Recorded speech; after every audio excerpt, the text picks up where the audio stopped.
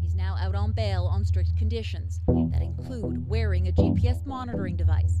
He's also forbidden from owning a computer or smartphone and staying off social media for the next year. I think the idea of free speech, it really doesn't apply to Muslims.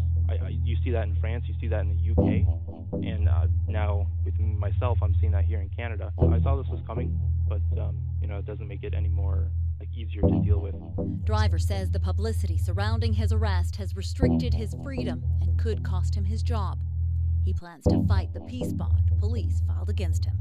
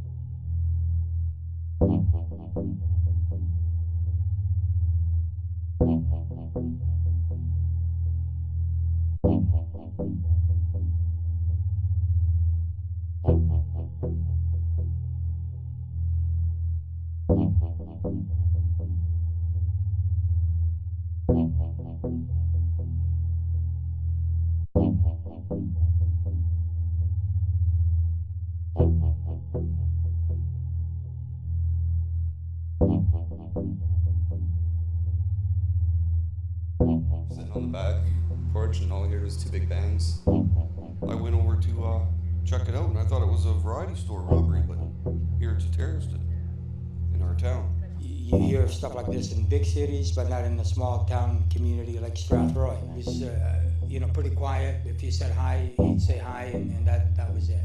No, never expected this kind of thing to come about. And it's very scary when it's your own street and neighbors and stuff. And it's surreal. Like, I don't know what else to describe it. The police agencies did their job tonight. And luckily, everything went as no shit, so. I knew he was lost, but I didn't know how far gone he was.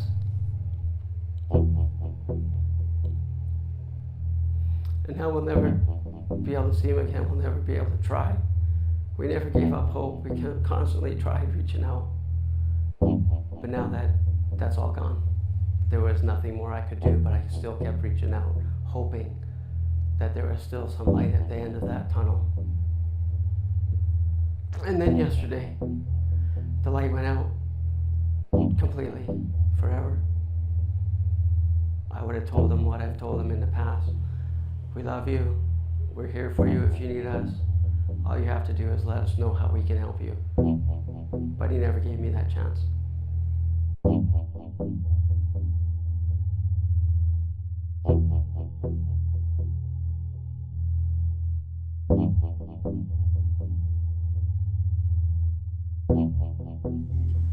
A BC couple on trial for multiple terrorism-related charges recorded a video days before an alleged planned attack. John Nuttall and Amanda Korody are accused of plotting to bomb the provincial legislature on Canada Day in 2013. In the video, Nuttall says he was not recruited by anyone. I'm doing this of my own free will. If anything, I was recruited by this country's crimes against humanity. Korody asks that true Muslims serve their God by fighting. Fight them, light or heavy, with whatever you can. If you have a stone, throw it. If you have a bomb, drop it. If all you can do is give them the finger, then give it to them. Both Nuttall and Korody have pleaded not guilty. Found the accused guilty of conspiracy to murder persons unknown for a terrorist purpose and conspiracy to place an explosive device at the legislature building, in a nutshell, at the legislature with intent to cause injury. Can you explain what happens next? This isn't a done deal by any means. There's a guilty verdict, but not convictions. Correct. There's going to be a challenge brought now before the trial judge, who is the only person who can hear the challenge, suggesting that the accused were entrapped by the police conduct and the police exceeded the acceptable limits of police conduct. Well, the trial, while it may seem over, is not actually over. We're continuing the trial before the judge, because in our system of law, it's the judge who decides entrapment and abuse of process. Well, there are different aspects to it. Number one is entrapment. We say the police, the RCMP, manufactured this crime, and that's not permissible in our law. We also have other arguments that the police themselves committed crimes. They were involved in exactly the same activities to a large extent that our clients were, or at least some of them. And we also take issue with the police purporting to give spiritual guidance and religious advice to my client and to Mr. Jette's client.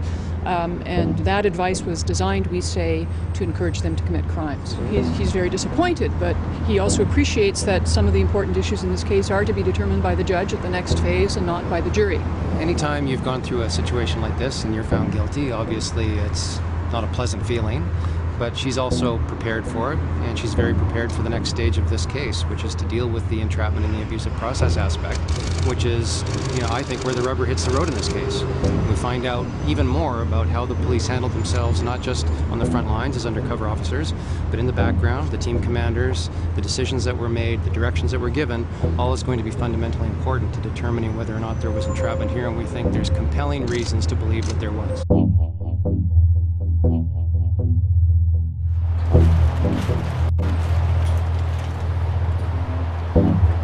I'm ecstatic. I'm really ecstatic.